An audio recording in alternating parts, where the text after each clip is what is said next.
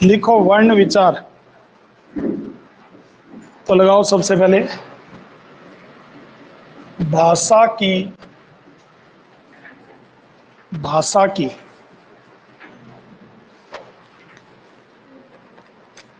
सबसे छोटी इकाई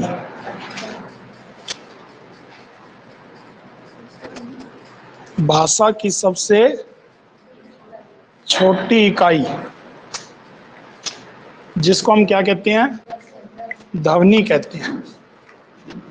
भाषा की सबसे छोटी इकाई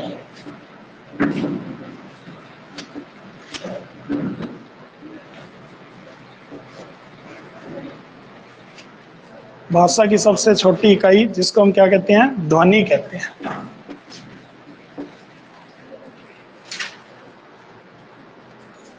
ठीक है, इसके लिखित रूप को वर्ण कहते हैं।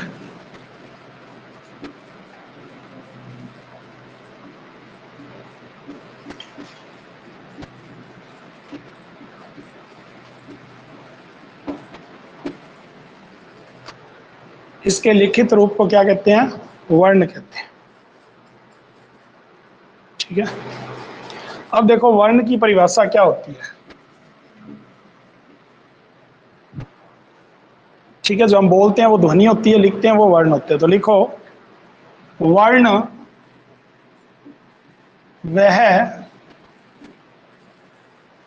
वह छोटी से छोटी वर्ण वह छोटी से छोटी ध्वनि है। वर्ण वह छोटी से छोटी ध्वनि है जो कान का विषय है। वर्ण वह छोटी से छोटी ध्वनि है जो कान का मतलब सुनने का विषय है और कान का विषय है जो और जिसके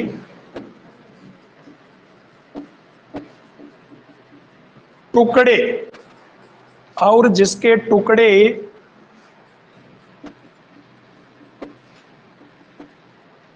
नहीं किए जा सकते।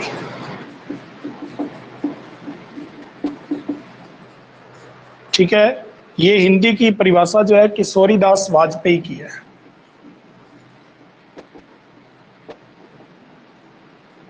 अटल बिहारी वाजपेयी मत कर देना, किशोरीदास वाजपेयी है। तो खैर, जो आप में से कोई सेकंड ग्रेड वगैरह की परीक्षा दे रहे हैं उनके तो ये नाम पूछ सकते हैं, बाकी नहीं पूछेंगे। वर्ण वह छोटी से छोटी ध्वनि है जो कान का विषय मतलब सुनने का विषय और जिसके क्या नहीं किए जा सकते? टुकड़े नहीं किए जा सकते। ये सबसे इंपॉर्टेंट बात है। सर कैसे नहीं किए जा सकते, थोड़ा बताओ। तो देखो, जैसे मैंने ए लिखा है, इस ए का कोई टुकड़ा हो सकता है क्या? इस ई का कोई हो सकता है, छोटी ई का? इस कै का कोई टुकड़ा हो सकता है? कै के नीचे हलंत लगा हुआ है, अगर कै के नीचे हलंत ना लगाओ तब दिक्कत है। तो आप ये उदाहरण लिख लो, जैसे ए ई कै आदि।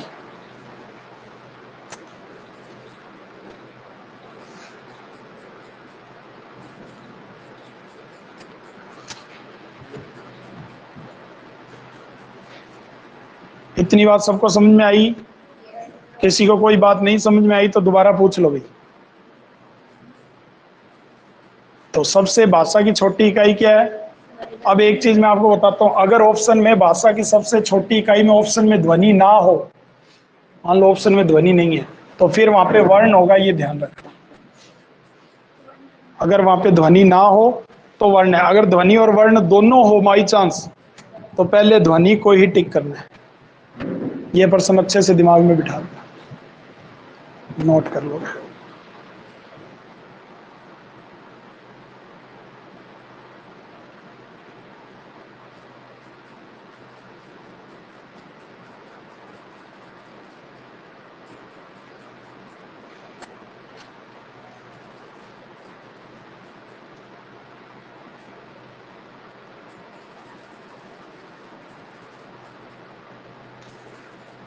नोट कर लो आप। अब लिखो एक और परिभाषा, थोड़ा सी करवाऊंगा आज तो, शुरुआत है आपको पता है।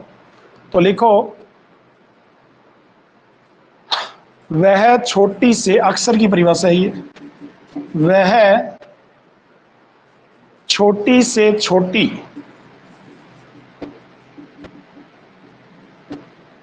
वह छोटी से छोटी इकाई अक्षर है।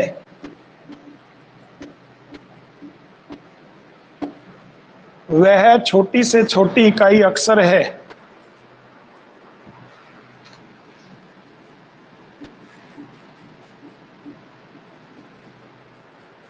जिसका उच्चारण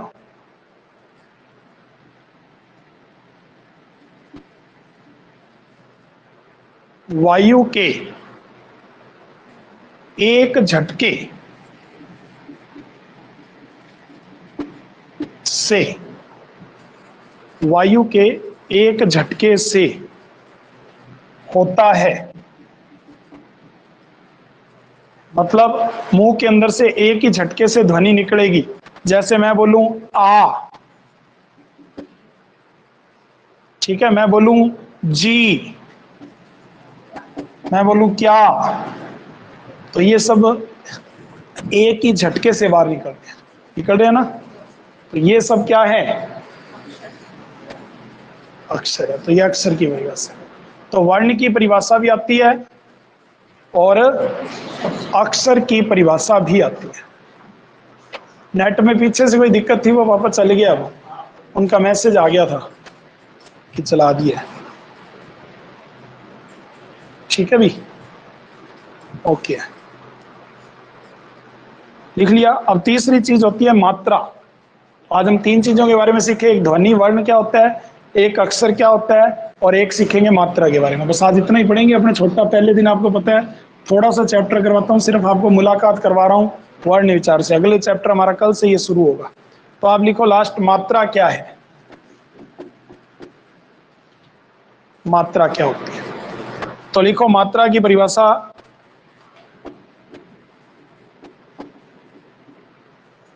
प्रत्येक स्वर के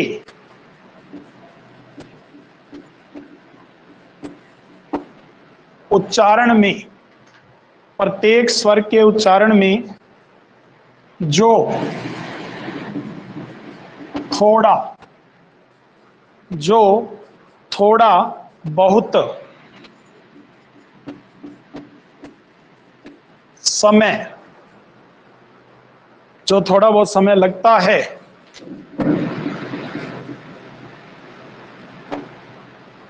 प्रत्येक स्वर के उच्चारण में जो थोड़ा बहुत समय लगता है, उसे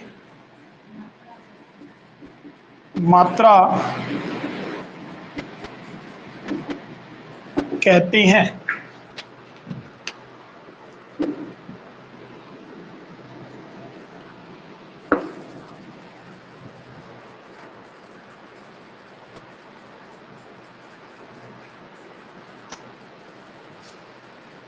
बस, अब कैसे लगता है मात्रा, जैसे मैंने बोला ए, तो ए में कम समय लगा। मैंने बोला आ, ज्यादा समय लगा। इसी को कम ज्यादा कहते हैं समय। जैसे मैं बोलूं, आपने वो सुना होगा तीन मात्रा काल, एक मात्रा काल होती है, दो मात्रा काल होती है, तीन मात्रा काल होती है। तीन मात्रा काल में जैसे मैंने एक बोला ए, एक मात्रा आ, लेकिन अगर मैं बोलूं ओ, तो ये तीन मात्रा काल हो गया। ओम कैसे लिखते हो, आपको याद आ रहा होगा, ऐसे लिखते हो, याद आ रहा है किस किस को? ऐसे ही तो बोलते हैं, ये थ्री है हिंदी का तीन। किस किस को पता है ये हिंदी का तीन है? इसको कैसे बोलते हो, ओम।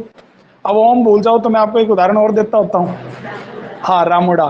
जैसे मान लो कि आप खेत में खड़े हो, आप इस साइड में खड़े हो और खेत के उस साइड में लास्ट में अपना एक नौकर है, काम करता है, उसका नाम राम सिंह है, और अपने उसको बुला रहे हैं। कैसे बुलाते हैं, अपने खेत में आवाज मारी हो कभी, रामुड़ा इन्हें आई रे, ऐसे बुलाया कभी किसी को? तो जब ऐसे बुलाओ तो समझ लेना वो तीन मात्रा का है। याद रह जाएगा अब तो, रामुड़ा कभी नहीं बोलोगे, ओम आम चाहे भूल जाओ। ठीक है, तो गुरुजी मार के आवाज बुलाई कि रामुड़ा इन्हें आ गए। याद आया ये रामुड़ा? ओके है, डन है।